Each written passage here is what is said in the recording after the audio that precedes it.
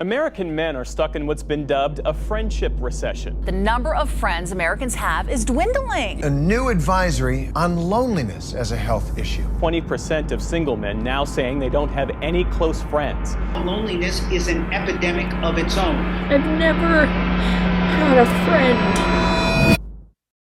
The loneliness epidemic is very real, and today we're going to talk about how you can navigate it and find lifelong happiness.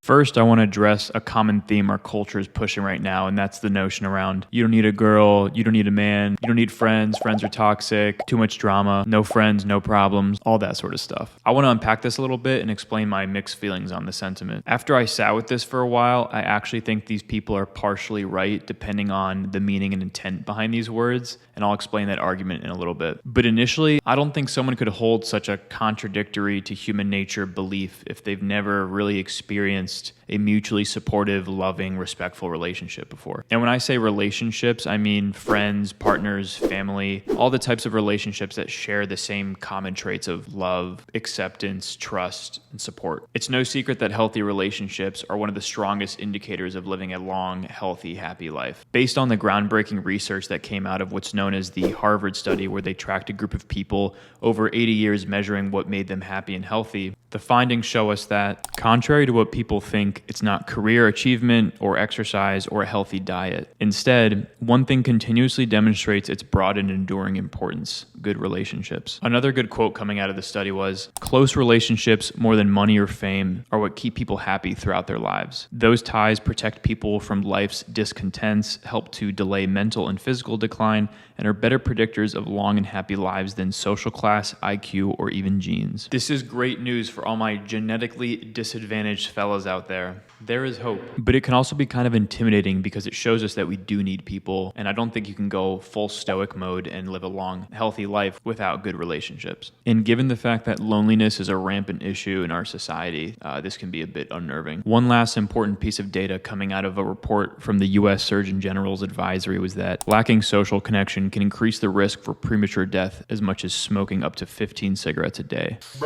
Therefore, going back to the running theme our culture is pushing and people arguing that you don't need friends, partners, all that good stuff, I think the people holding these extreme sentiments are neglecting the very foundations of what makes us human. We're social beings and have been relying on one another for survival since day one. Even this guy had some buddies and a wife or two, probably. It's in our bones to form deep relationships with others. Life is bleak and purposeless without other people, without relationships. Some things that come to mind that support this are, think about every job ever. We work to serve others. Work is ultimately about other people. We feel happier giving to others than receiving. Suffering becomes bearable once we feel heard and understood by other people. Our ultimate biological purpose on earth is to create and raise people. Our entire life purpose revolves around others. All that to say, we need good relationships with others to maximize our health and happiness in life. So I disagree with the sentiment that you don't need anyone. But like I said earlier, depending on the meaning and intent behind those words, I can actually get behind that idea. Let me explain. Sometimes you are better off alone.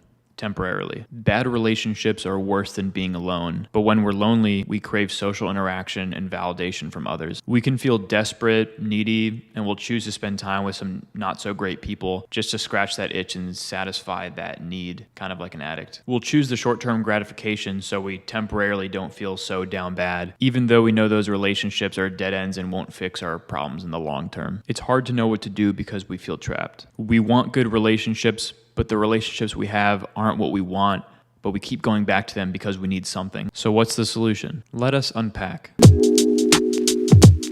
You're better off without anyone, so you can take the necessary time to work on yourself, build your confidence, learn to actually enjoy your solitude, and raise your standards. Then when you go back into society looking for friends, partners, genuine relationships, your standards are up here because you know you can go home and enjoy time by yourself, so you won't accept anything lower than that standard, like you may have before. Basically, until you are comfortable being alone, you will not know if you're choosing someone out of love or loneliness. So let's break it down in detail with a visual. First, start doing things that make you proud. This could be building your perfect body at the gym, creating art, content, anything you want, starting a business, picking up new skills and hobbies you've always wanted, whatever your heart desires. If you're having trouble picking something, refer to my previous video about finding your passions. Only after finishing this one, of course.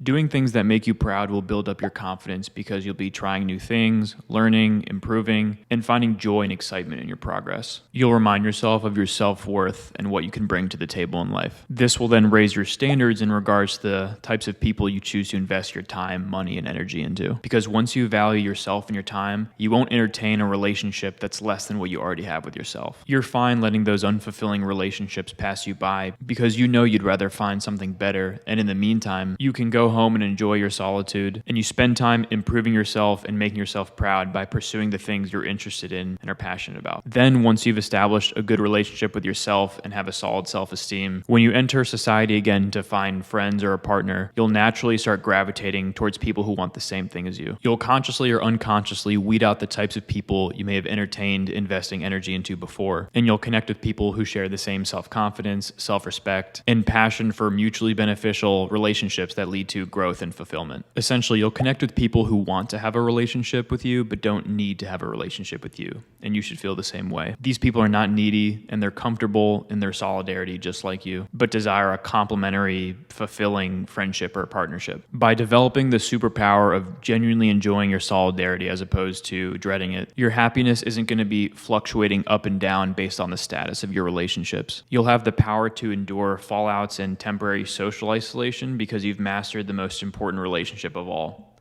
the one with yourself. I would drop this mic, but it cost me quite a few schmeckles. Again, this is all my opinion, but let me know what you think in the comment section down below. And if you found this video helpful, don't hesitate to like and subscribe to stay tuned for all the videos I've got coming up. In the meantime, if you're struggling to find your passion, click on the video over here. See you next time.